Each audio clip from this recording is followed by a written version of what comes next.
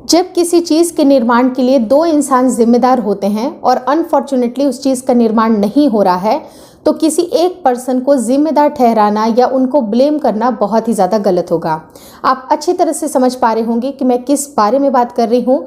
अगर baby conceive नहीं हो रहा है तो उसके बहुत सारे रीज़न हो सकते हैं, लेकिन सिर्फ एक इंसान को ब्लेम करना बहुत ही ज़्यादा गलत होगा। इसलिए पति और पत्नी दोनों अपना अच्छी तरह से ख्याल रखें। अगर आप बेबी प्लानिंग करना चाहते हैं तो सबसे पहले आप फिजिकली तैयार होइए, मेंटली तैयार होइए, ताकि जब आपकी माइंडसेट हो जाए, जब आपको पता चले कि आपको क्या करना है, तो आपकी सारी एनर्जी एक ही डायरेक्शन में जाए। यानी कहने का मतलब कि आपके दिमाग में पहले बेबी प्लानिंग आनी चाहिए। अगर आप मेंटली प्रिपेयर हैं, बच्चे की जिम्मेदारी उठाने के लिए तैयार हैं, तो उसके बाद आप बेबी प्लानिंग के लिए तैयार हो जाइए।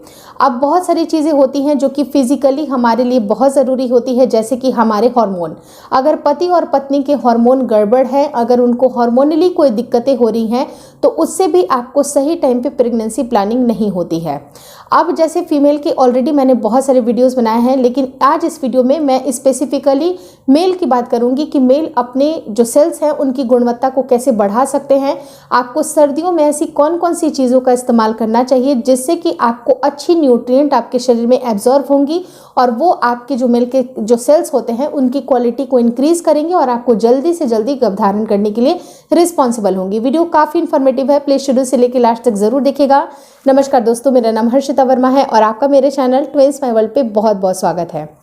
एक्चुअली होता क्या है कि सर्दियों के सीज़न में जो जितने भी ह्यूमंस होते हैं उनकी जो प्रकृति होती है, पित्त प्रकृति, वो काफ़ी तेज़ होती है। यानी जो भी भोजन वो अगर खाते हैं तो उसको अच्छी तरह से डाइजेस्ट होने के लिए ये मौसम काफ़ी ज़्यादा कैपेबल होता है। इस टाइम पे पित्त आपकी बढ़ी हुई होती है और जिनको भी जैसे कि कोई समस्या होती है इंडाइजेशन की या कभी अपच हो जाती है, उनको भी इस मौसम में समस्या नहीं आती है।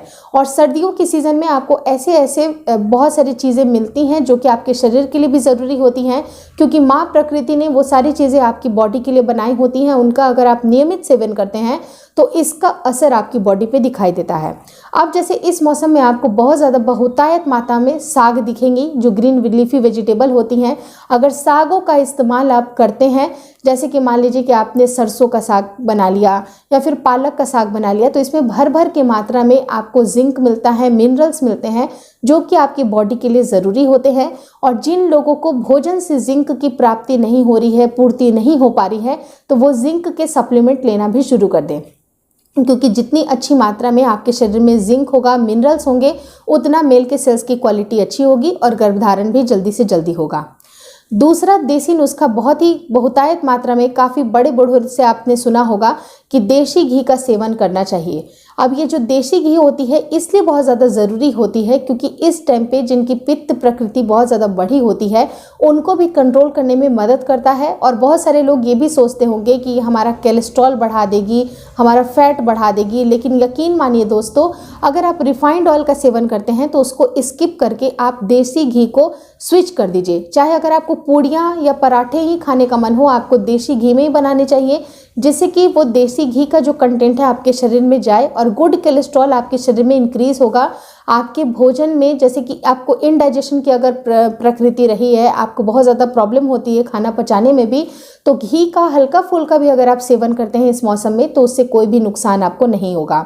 और इस मौसम में कहा जाता है कि आपकी पित्त प्रकृति बहुत ज़्यादा बढ़ी हुई होती है, तो जो भी आप फूड खाते हैं उसका डाइजेशन बिल्कुल प्रॉपर तरीके से होता है। जैसे कि जो नॉन वेजिटेरियन लोग हैं उनको ज़्यादा मेल के सेल्स की ज़्यादा चिंता करने की ज़रूरत नहीं है, क्योंकि उसमें बहुत ज़्यादा ऐसे जिंक के कंटेंट होते हैं जो कि उनको ऑलरेडी मिल जाते हैं।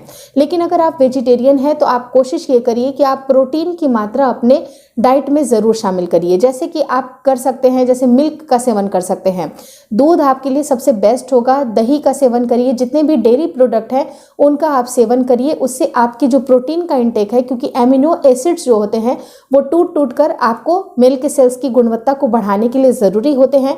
इससे ज़रूरी है कि आप अपने डाइट में प्रोटीन को ज़रूर शामिल करें। प्रोटीन का एक और भी रिच सोर्स होता है एग्स, लेकिन जो लोग एग्स खाते हैं बहुत अच्छी बात है, आपको एग ज़रूर खाना चाहिए, लेकिन नहीं खाते हैं तो आप दालों के ऊपर डिपेंड हो सकते हैं। जैसे दाल हुई, पनीर हुई, या जितने भी डेयरी प्रोडक्ट मैंने आपको बताया बताया उन सब का सेवन आपको ज़रूर करना है। लेकिन उसके साथ ही साथ आपको छोटी मोटी और भी टिप जो कि आपके घर में पड़ी हुई वस्तु हैं, बिल्कुल कॉमन यूज़ इसका आप कर सकते हैं, जैसे लौंग का पानी पीना।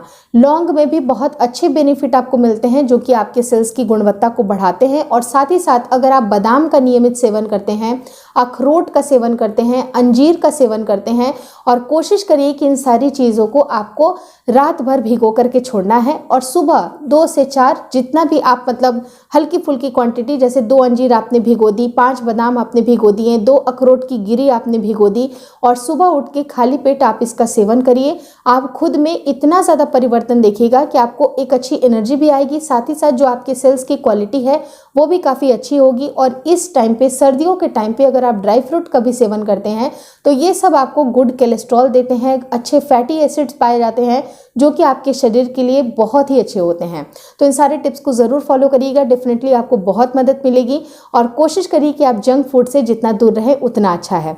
अगर इस वीडियो में दी गई जानकारी अच्छी लगी तो प्लीज़ लाइक कर दीजिएगा। चैनल पे नए हैं तो चैनल को ज़रूर शेयर और सब्सक्राइब करें, और मुझे इंस्टाग्राम पे और फेसबुक के पेज को लाइक और फॉलो करना बिल्कुल ना भूलें। Thank you so much for watching twins my world.